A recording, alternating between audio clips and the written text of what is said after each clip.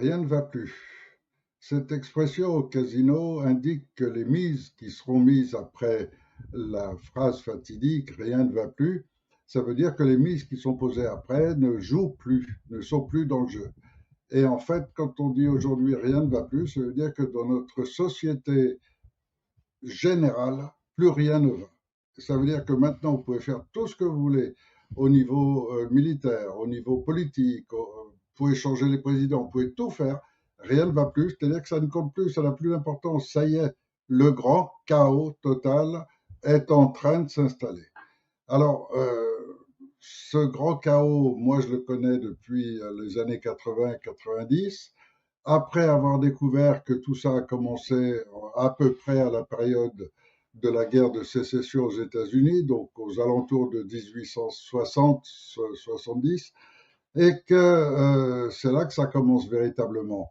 Mais jusqu'à la fin des années 90, je gardais ça comme quelque chose de potentiellement possible, mais sans aucune confirmation, sans aucun signe qui indique véritablement que ça se met en route et que ça correspond bien à un plan, mais un plan qui démarre jamais, qui commence jamais.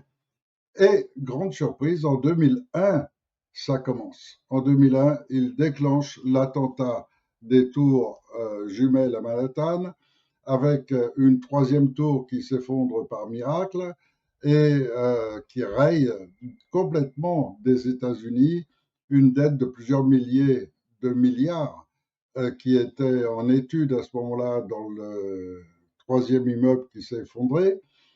Et là, ça révèle très clairement que ça y est, le plan se déclenche. Donc il y a un moment avant le plan qui ne s'est pas encore déclenché, où ce sont les préparatifs à tous les niveaux, y compris au niveau international, et tout d'un coup, il se déclenche. Et depuis qu'il se déclenche, tout est mis en route, tout en même temps, c'est-à-dire les chemtrails, les attaques chimiques. Donc il y a les chemtrails, il y a les vaccins qui ont commencé en 2006-2007, il y a toute la chimie utilisée, il y a la malbouffe, il y a l'attaque du genre humain. Et cette attaque du genre humain, elle se fait par toutes les facettes en même temps. À la fois réduire l'école, à la fois réduire le savoir, provoquer et fabriquer des histoires fausses sur l'humanité, tous les mensonges énormes, cacher toute une partie de l'humanité qu'il faut dissimuler, et le chaos total avance. Il avance jusqu'à nos jours où maintenant on approche de ce grand chaos total qui est vraiment la fin de l'humanité, la fin de la civilisation, et on voit que le droit barbare est en train d'essayer de conquérir la civilisation. Ce qui se passe en Iran, ce qui se passe en Ukraine, ce qui se passe dans nos sociétés, partout, c'est la même chose. C'est le droit barbare qui prend la place du droit légitime, du juste droit, qui doit disparaître complètement, qui doit être effacé. Il ne doit plus rester que la loi du plus fort. Et le plus fort, eh bien, il est posé dès le départ. Les USA ont attaqué le Vietnam, ont attaqué l'Afghanistan, l'Irak, la Corée, etc. C'est-à-dire toujours des petits pays qui sont complètement écrasés dès le départ par la supériorité américaine.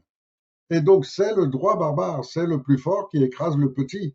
Et cette règle générale, qui est celle de la domination, est la règle qui anime nos sociétés depuis toujours et qui s'expose au niveau international. Par exemple, regardez comment les USA ont organisé les bases de l'OTAN pour être prêts à attaquer la Russie. Regardez comment ils agissent vis-à-vis de la Chine, qui s'est réveillée trop vite, donc ils n'ont pas eu le temps de préparer la manipulation interne, mais en attendant, malgré tout, aujourd'hui, ils ont deux grandes puissances que sont la Chine et la Russie, et dans lesquelles ils ne peuvent pas agir comme ils ont fait en Europe. En Europe, c'était facile, avec le principe de république, ils pouvaient placer leurs pions partout. Mais ça commence à être en Chine impossible à cause de Mao Tse-tung et du principe communiste, et en Russie, la nouvelle forme que prend la Russie les empêche de continuer à avancer. Et donc, en ce moment, c'est vraiment le grand chaos. C'est-à-dire que si vous regardez l'histoire du monde, aujourd'hui, vous avez deux régions dans le monde qui vont être complètement anéanties, c'est l'Europe et l'Afrique, qui sont considérées de toute façon comme des éléments négligeables, qui n'ont pas de rôle à jouer. Sauf exception, sauf cas extrême, mais ils les ont absorbés par l'ONU, et donc ils ont absorbé la France et l'Angleterre déjà. Quant à l'Afrique, bah, aujourd'hui, il y a le Mali, le Niger et le Burkina Faso qui reprennent une certaine dimension, mais en restant extrêmement fragiles. Et donc, on est dans ce grand chaos qui peut se déclencher à tout moment. Et là, notre meilleure chance, c'est qu'en ce moment, il y a un affrontement entre les dirigeants. Les dirigeants, je parle des gens au-dessus des Trump, des Netanyahou, de tous ces gens-là. Et ces gens-là, ce sont les grands banquiers. Et les grands banquiers aujourd'hui ne sont pas d'accord sur les dates. Ils avaient prévu que le grand chaos serait de 2030 pour arriver en 2040 comme les sauveurs du monde et lancer une nouvelle civilisation sous leur contrôle absolu avec tous les humains esclaves. Mais 2027, 2026 n'était pas la date qu'ils avaient choisie. C'est pour ça que Trump voudrait bien déclencher une guerre nucléaire, mais on ne le laisse pas faire. Donc, on est vraiment à la limite et de tous les côtés. Netanyahou aussi voudrait déclencher immédiatement la Grande Guerre. Or, Macron fait tout pour exciter Poutine, pour exciter la Russie contre l'Europe, et c'est pareil, ça ne fonctionne pas. Donc il y a une vraie opposition qui est en train de se mettre en place, mais c'est cette opposition elle-même qui est en train de participer à provoquer ce grand chaos. C'est-à-dire que la ligne générale n'est toujours pas définie. La ligne générale, c'est toujours la même, c'est domination. Il faut que l'un domine l'autre. Il faut que tous les humains soient toujours à vouloir dominer l'autre. Et c'est en chacun d'entre nous. Chacun d'entre nous, on a cette envie de consommer, cette envie d'être dans une plus grosse voiture, une plus belle maison, etc. Toute notre vie est basée sur la volonté de dominer. Et ça, c'est le genre humain complet qui est dans ce schéma. Or, aujourd'hui, il y a quelques personnes qui commencent à penser autrement, qui commencent à penser non pas domination, mais coopération. Et je fais partie de ces personnes et j'ai mis au point un système général qu'on appelle la démosophie qui va servir à cela, qui va servir à ce que les hommes coopèrent tous. Or, dans chaque pays, ils cherchent à affronter, ne serait-ce qu'en Belgique, vous avez les Wallons contre les Flamands. En France, vous avez maintenant le monde islamique contre le monde chrétien. Et dans chaque pays, vous trouvez ça. Il suffit d'avoir une ethnie un peu différente et de ne pas la respecter. Et ça y est, on commence à créer les divergences qui vont se terminer en guerre entre des uns envers les autres. Et vous le retrouvez dans votre quartier. Vous avez des voisins que vous n'aimez pas et que vous voulez dominer d'une manière ou d'une autre, ou leurs enfants, ou vos enfants par rapport aux leurs, etc. Et donc ça, c'est le monde dans lequel ils essayent de nous entraîner. Pour les rayer complètement de la carte et éliminer totalement leur schéma, c'est le contraire de la domination. Le contraire de la domination, c'est la coopération. C'est donc non pas la haine qui permet de multiplier les problèmes et les envies de domination, c'est à l'inverse l'amour. Or, l'amour, c'est la coopération, c'est la fraternité, c'est la main tendue, c'est tous ces pompiers qui sont rejoints par des cultivateurs ou par de simples personnes qui veulent aider et empêcher les feux qui sont déclenchés, alors que maintenant il est parfaitement démontré que ça fait partie du programme de ceux qui animent tout cela, et qu'on est vraiment dans cette période où le grand chaos est en train de s'installer. Bientôt, vous n'aurez plus de forêt, il n'y aura plus que des éoliennes et des panneaux solaires. Et ça, c'est pas notre monde.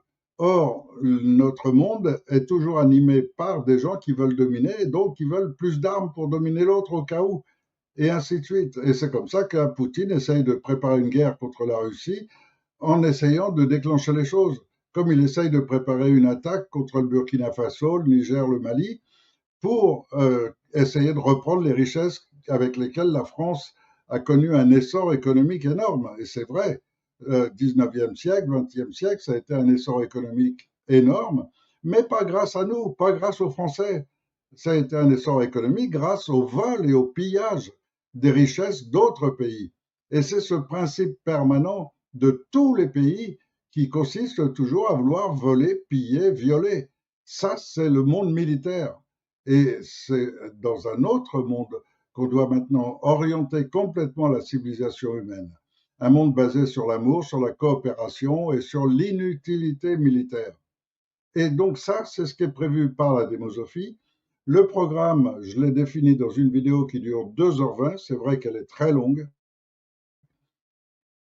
mais qu'elle aboutit complètement à ce schéma, à répondre à ce schéma et à lancer toute l'humanité sur une voie de paix, de liberté, où les valeurs sont complètement changées, totalement. On ne sera plus tous à courir après une plus grosse paye, après plus d'argent, après plus de tout ce qu'on n'a pas besoin, en fait, quand on y réfléchit un peu. Et donc, je ne sais pas comment définir l'urgence de cette situation, mais j'œuvre avec des gens de qualité pour mettre en place premiers, les premières briques de cette démosophie. Les toutes premières commencent en France, sont utiles pour la France et les Français dans un premier temps, mais vont très rapidement s'étendre et iront très rapidement aussi au niveau de l'ONU et du droit international. Car l'amour ne peut pas exister hors du juste droit. Comment peut-on parler d'amour si on est toujours à vivre des injustices, à subir des injustices, à vivre dans un monde injuste? On a besoin de l'équité. On a absolument besoin du juste droit.